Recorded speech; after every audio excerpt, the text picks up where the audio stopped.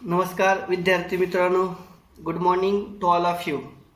तर गेल्या 1-2 लेक्चरमध्ये आपण नियोजन प्रक्रिया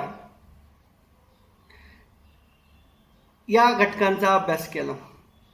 संपूर्ण नियोजन म्हणजे काय, नियोजन प्रक्रिया, नियोजनाचे टप्पे, नियोजनाची वैशिष्ट्ये, नियोजनाचे महत्त्व या सर्व घटकाचा एकंदरीत अभ्यास केला. तर विद्यार्थी मित्रांनो, आता आपल्याला प्रकरण 5 निर्णय घेणे या घटकाचा सविस्तर अभ्यास करायचा. तर यामध्ये व्यवसायाची वेगवेगळी कार्ये आहेत. नियोजन करणे, निर्णय घेणे, समन्वय करणे, संघटन करणे, नेतृत्व करणे, कार्यप्रेरणा ही व्यवस्थापनाची वेगवेगळी कार्ये आहेत. त्यापैकी निर्णय घेणे हे एक व्यवस्थापनाचं कार्य आहे. तर व्यवसायामध्ये फक्त निर्णय घेऊन चालत नाही, तर व्यवसायामध्ये अचूक निर्णयाला जास्त महत्त्व आहे. कारण व्यवसायामध्ये अचूक निर्णय हा व्यवसायाचा पाया समजला जातो. त्यामुळे व्यवसायामध्ये अचूक निर्णय घेतले पाहिजे. तर वेगवेगळ्या व्यवस्थापन तज्ज्ञांनी निर्णयाच्या वेगवेगळ्या व्याख्या केलेल्या आहेत, त्या आपल्याला पाहायच्या आहेत. तर सर्वसाधारणपणे पहिल्यांदा आपण कुंटज आणि ओडोनी यांची व्याख्या पाहूया. एखादे कार्य करण्यासाठी उपलब्ध असलेल्या पर्यायाचा योग्य निवड म्हणजे निर्णय. बघा, एखादे कार्य करण्यासाठी उपलब्ध असलेल्या पर्यायामधून योग्य पर्यायाची निवड म्हणजे निर्णय घेणे. त्याचबरोबर दुसरी व्याख्या पाहूया, जॉर्ज टेरी. 2 किंवा त्यापेक्षा जास्त पर्यायामधून एका उत्कृष्ट पर्यायाची निवड म्हणजे निर्णय घेणे होय. हे व्याख्या जॉर्ज टेरी यांनी केलेली आहे. त्यानंतर ॲलन, व्यवस्थापन तज्ज्ञ ॲलन. बघा, व्यवस्थापन तज्ज्ञ ॲलन काय म्हणतात, निष्कर्ष व निवाड्याप्रत येण्यासाठी व्यवस्थापक करीत असलेले कार्य म्हणजे निर्णय घेणे होय.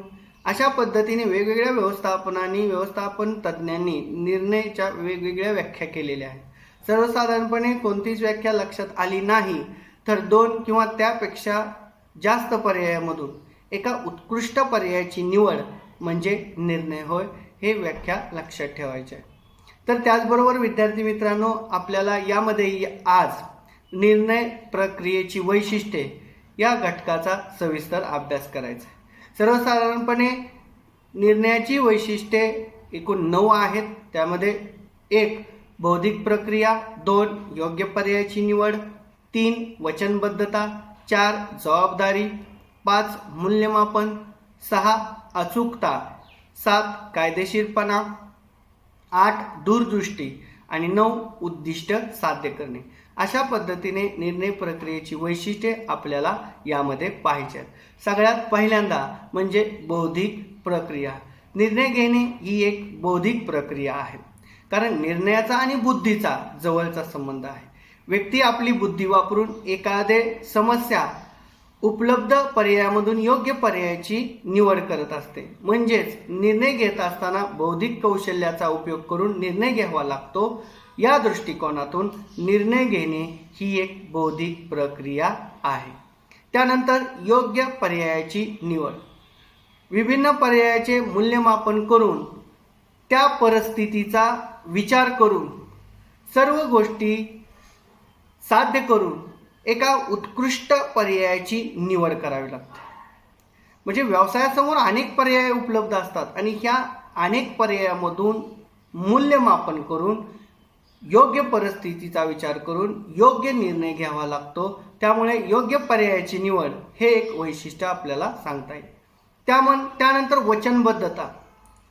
निर्णय घेतल्यानंतर व्यवस्थापक एखादे कार्य करण्यासाठी किंवा न करण्यासाठी वचनबद्ध असतो.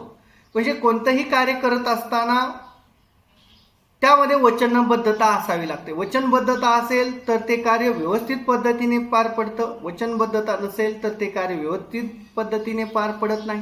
त्यासाठी निर्णयामध्ये वचनबद्धता असते. जबाबदारी. निर्णयाबरोबरच जबाबदारी निर्माण होत असते.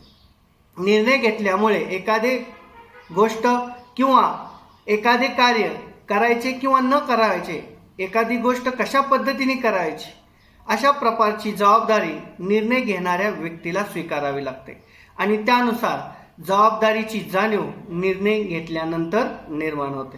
त्यानंतर मूल्यमापन. निर्णयाप्रत येण्यापूर्वी अनेक पर्याय उपलब्ध असतात. या पर्यायाचा तुलनात्मक अभ्यास केला जातो. पर्याय चांगला की वाईट त्याचे मूल्यमापन करावे लागते आणि मूल्यमापन केले तरच योग्य निर्णय ठरू शकतो. मूल्यमापन केले नाही किंवा चांगलं किंवा वाईट पर्यायाचं जर पडताळणी तुम्ही केली नाही तर निर्णय योग्य ठरू शकत नाही. त्यासाठी योग्य की अयोग्य याची पडताळणी योग्य पद्धतीने करणे म्हणजेच निर्णयाचं मूल्यमापन करणे होय. त्यानंतर अचूकता. अचूकता हे व्यवस्थापकीय निर्णयाचं एक महत्त्वाचं वैशिष्ट्य मानलं जातं. व्यवस्थापकाने घेतलेला निर्णय चुकीचा ठरल्यास त्यामुळे उपक्रमाचे नुकसान होऊ शकते. अचूक निर्णय हे व्यावसायिक यशाचा पाया समजला जातो. त्यामुळे व्यवसायामध्ये अचूक निर्णयाला जास्त महत्त्व आहे. कारण प्रत्येक वेळी व्यवसायाची प्रगती ही उत्कृष्ट निर्णयावर अवलंबून असते.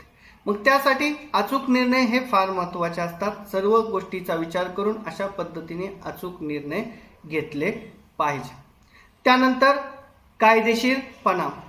निर्णयामध्ये कायदेशीरपणा असला पाहिजे, वैधता असली पाहिजे. म्हणजे नियमांचं पालन करणारे निर्णय असले पाहिजे.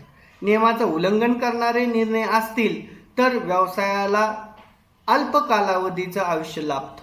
परंतु निर्णय घेत असताना कायदेशीर चौकटीमध्ये बसून जर निर्णय घेतले तर व्यवसायाला चिरंतन काळ अस्तित्व प्राप्त होतं. म्हणजेच सांगायचं झालं तर कायद्याचा विचार करून कायद्याच्या चौकटीत राहून व्यवसायामध्ये व्यवस्थापकाने निर्णय घेतले पाहिजेत.